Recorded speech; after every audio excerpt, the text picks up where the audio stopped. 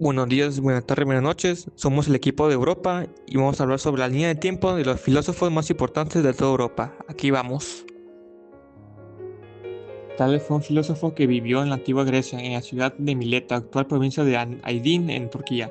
Nació en el 624 a.C. y murió a la edad de 74 años en el 546 a.C. Es famoso por sus múltiples contribuciones como matemática, geometría, física y legislador. Pitágoras vivió entre los siglos 6 y 5 a.C. en Grecia. Para muchos ha pasado a la posteridad por su importante teorema y por sus teorías de los pesos y medidas, pero algunas de sus contribuciones más importantes tuvieron lugar en el campo del pensamiento y de hecho fue una importancia influenciada para los filósofos posteriores como Platón. Heráclito de Sefo fue uno de los primeros filósofos presocráticos que, como los demás, trató de identificar la causa primera de la creación del mundo. Rechazó las teorías como la del aire y fuego y afirmó que el fuego era la primera causa. Parmenides de Lea fue un filósofo griego presocrático. Su obra principal, un poema titulado Sobre la naturaleza, exploró cuestiones metafísicas y epistemológicas, argumentando que en el cambio y la multiplicidad eran ilusorios, sostenido que solo el ser real y que el ser no real era inconscientible. Platón fue un autor primordialmente político cuya convocación nos permite comprender en el núcleo de la filosofía, ya que el punto de partida de su investigación fue el de hallar una teoría que permite lograr un gobierno justo para los hombres. Aristóteles fue un discípulo de Platón y que compartió e interpretó de forma personal las teorías de su maestro. Aristóteles ha sido uno de los científicos más importantes en nuestra cultura y con una influencia enorme en el desarrollo de la ciencia hasta casi nuestros días. Epicuro fue un filósofo griego fundador del epicureísmo. Su enfoque se centró en alcanzar la tranquilidad y la felicidad a través de la búsqueda del placer mental y ausencia de dolor, considerado que el placer auténtico era la ausencia de perturbaciones emocionales, físicas, y promovió una vía simple, la amistad y la búsqueda del conocimiento como medios para alcanzar la ataraxia. A falta de un cuarto miembro utilizaremos viejas técnicas. Su servidor Jesús Cristo hablará sobre los filósofos de la era medieval. San Agustín de Hipona hizo contribuciones significativas en la filosofía cristiana, destacando su teoría del conocimiento y la doctrina de la gracia, que enfatizan la fe, la razón y la intervención divina. Boecio, Ancio Manlio Torcuato Severino, Roma, H. 480, id. 524, político, filósofo y poeta latino, autor de la Consolación de la Filosofía. Representante del neoplatonismo, se inclinó por el estoicismo y las ciencias exactas, y se erigió en uno de los fundadores de la filosofía cristiana de Occidente. Juan Escoto, filósofo y teólogo irlandés, que se llamó a sí mismo hijo del Eire, Erígena. Educado en un monasterio de Irlanda, entre 840 y 847 pasa a Francia, para dirigir la escuela palatina en la corte de Carlos el Calvo. Pedro Abelardo, 1079-1142, fue un filósofo, poeta, monje y teólogo francés que quiso volver más inteligibles los principios de la fe mediante el razonamiento filosófico. Afirmaba que los individuos tenían derecho a decidir y actuar con albedrío, sin ser juzgados por la doctrina religiosa. De ese modo, la hipótesis de este autor se centraba en el comportamiento moral. Santo Tomás de Aquino, 1225-1274, fue un sacerdote y teólogo de la Orden Dominicana del Catolicismo Romano. Es reconocido como uno de los más grandes filósofos de la tradición escolástica, definida como un movimiento teórico que dominó gran parte de la Edad Media, y que utiliza la razón para comprender las revelaciones religiosas de cristianismo. Escoto, el axioma que afirma que solo existe el individuo es un principio dominante de la comprensión de la realidad.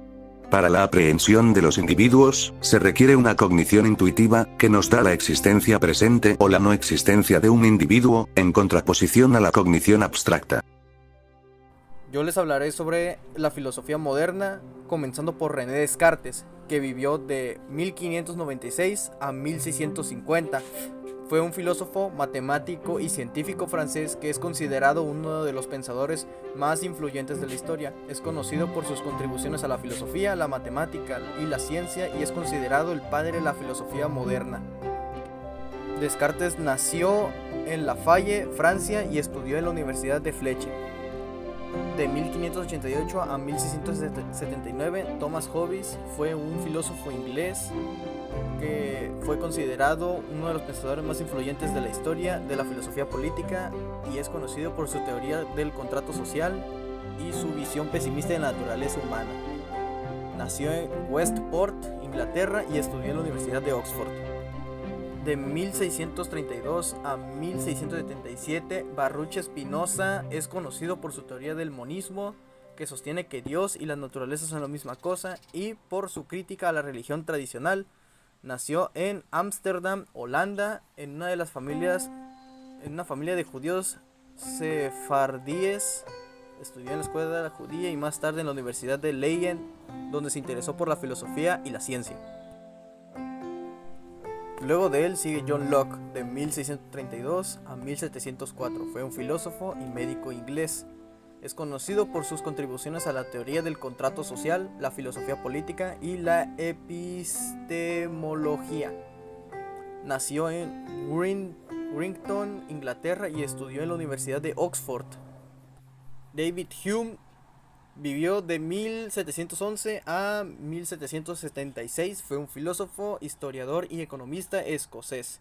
Es conocido por sus contribuciones a la filosofía empirista, la epistemología, la metafísica y la filosofía política. Nació en Edimburgo, Escocia, y estudió en la Universidad de Edimburgo. Y por mi parte, el último es Immanuel Kant, de 1724 a 1804. Fue un filósofo alemán que es conocido por sus contribuciones a la filosofía crítica, la ética, la metafísica y la epistemología. Kant se interesó por la filosofía y la ciencia y se convirtió en un profesor de filosofía en la universidad. En 1781 publicó su obra más famosa, Crítica de la razón pura, que revolucionó a la filosofía y sentó las bases para la filosofía moderna. Buenas tardes, me llamo José Gabriel, me presento, hoy voy a presentar la filosofía contemporánea, comenzando con Friedrich Nietzsche. Fue un influyente filósofo alemán conocido por cuestionar los valores tradicionales y explorar hacia la naturaleza humana. Sus obras como Genealogía de la moral critica la moralidad tradicional y religiosa y proponen una perspectiva más allá del bien y el mal. Nietzsche acuñó conceptos como el superhombre y la voluntad del poder y abogó por una afirmación audaz de la individualidad y la autenticidad.